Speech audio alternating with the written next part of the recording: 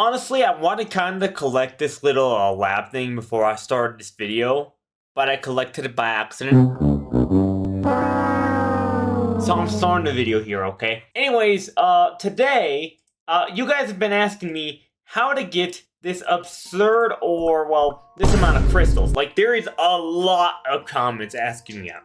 And today I'm just gonna explain how I get so much, without spending money, of course. I'm not a whale, I don't spend money, I'm completely free to play. If you look at this little currency thing, it's completely all free here. And some people say this is reliable, and to that I say, I don't know what else to tell you, man. Now, before I do actually explain how I got so many rainbow crystals and rainbow cubes, basically there is something important. Now, if you want to do this, there's two things that importantly you do not want to do. First, if you are one of the people who gets mainly the resources on codes, for example this code, yes this code is cool, here's the code, whatever. If that's your main source of getting resources, you're doing it wrong, because the codes should be a treat. Yes, they're nice, yes, they're helpful, but they should never ever be your main resource in Cookie Run Kingdom. They should be just a little addition. And the second type of player is the people who go immediately to the gacha. Oh, have enough for a 5-draw? Jump into a 5-draw. I'd do it, but I don't have the key. I actually want to save stuff here to show an example. Like, jump straight and do a 10-draw. If you do that, you can't have the number of crystals I have. Like, because it's a thing that you lack, you just get too tempted on spending them. Now, how the heck do I get so many crystals? Well, it's actually pretty simple. All you need is to grind! No, seriously, I'm not kidding, this is serious. Just grind all the modes. Every single one, I'm serious, every single one. And when I go here, I am talking to go through every single mode, from the most obvious ones to the ones that you would obviously play for fun, like the Kingdom Arena, to ones that you should have already completed, like the game story mode. I freaking clicked Kingdom instead of freaking World Exploration, bro. I'm washed. But do World Exploration, because World Exploration is one of the best ways for beginners to get crystals. But if you don't have that, another way is through like limited time modes. For example, Guardian of the Rift, you can get a ton of Dark Change pulls, a ton of fake cutter pulls, a ton of cutters here, a ton of cutters here, a ton of legendary essence, a ton of beast kit, a ton of freaking soul stones, and a ton of toppings. And we go here, and we go to the Town Square Arcade. The event already ended, but people could have gotten 1,000 cubes for absolutely free just for playing the mode. That's 1,000 cubes, bro. Like, I hear people always saying that I have cubes, and it's not only that.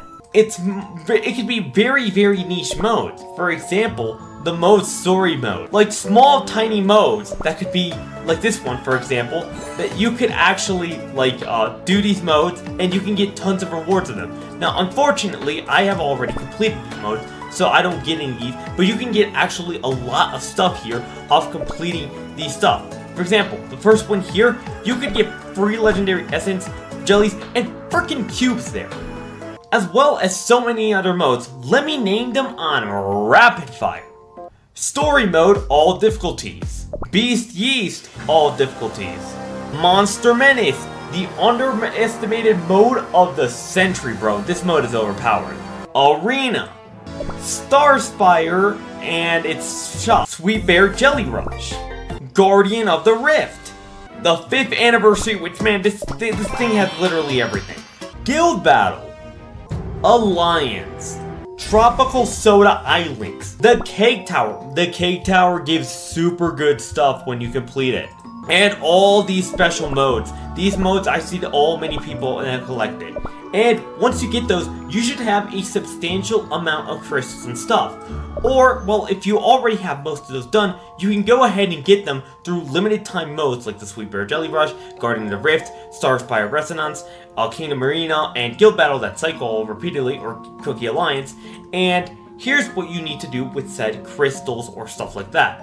Like, for example, if I go ahead and check how much arena crystals give me here, let's say I get 25,000 out of, if I fail Grandmaster, let's say I get 25,000, and in Guild Battle, a total I can get here of 70,000, I can actually get 70,000, but plus this, and this, plus the arena, and then we go to Alliance, and then we go here, and we go to rewards, and that's 16,000, and that's 5,000 here. That's 100k crystals I get every single month. Now, once I get those crystals, yes, I do treat myself, and I spend a few. I spend a substantial amount. It's not that I don't spend crystals ever, because yes, I actually, fun fact, I actually do my daily refreshes on bounties. Look at this, you purchase all refills. I do this every day, and it costs me around 100,000 a year. But the point is to save a few, save a decent amount and keep it there, and have that build over time. And once you have that little resources build over time, and the reason I'm in the mines here is because I freaking forgot, you can also get freaking cubes in the mines, you can get crystals in the mines, you can get stuff like that in the mines, which is actually pretty good. I think you can get them off the green thing in the appraiser.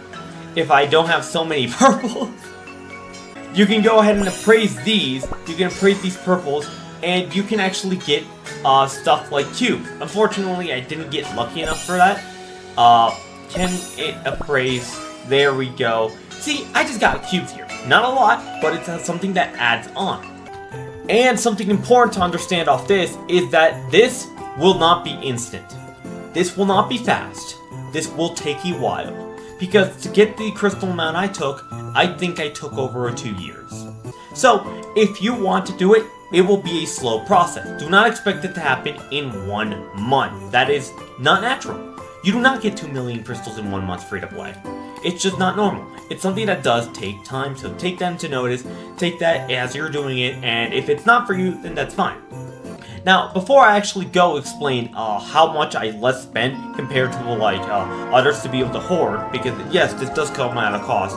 For example, another mode that I forgot was the freaking Starlight Island. Did you know that you can get 3,000 crystals a month off this mode? This mode that no one uses. I promise you that your friends do not do this. You can get ahead of your friends or other people by doing your daily missions here, and your daily missions take a maximum of 1 minute. This takes 1 minute once you're good at it. It's really easy, it's really simple, it's just really quickly, and it's just all that little things add up and add up and add up and add up and add up, and it makes it just great. Now, something I want to show, the difference between me and spending and a regular player that's active. Like, I have logged on 360 days in 2025. That's almost every single day. That's barely any grass. But, honestly, I spent 1.2 million crystals, which you might say is a lot. But actually, it's not. The average player that spent the activity that I played to this day spent double the amount of crystals I spent. Over 2 million. So I saved over 1 million crystals off that, which helped me put my load of crystals over the 2 million mark. And this year, I'll make it 3 million. It's honestly kind of a cycle thing. You just need to be very manageable with your resources. Honestly, it's something really simple. There's no secret method or anything crazy like that. I'm not going to go telling you there's a secret method or there's a secret guide. I'm not going to do that here. And honestly, that's pretty much it.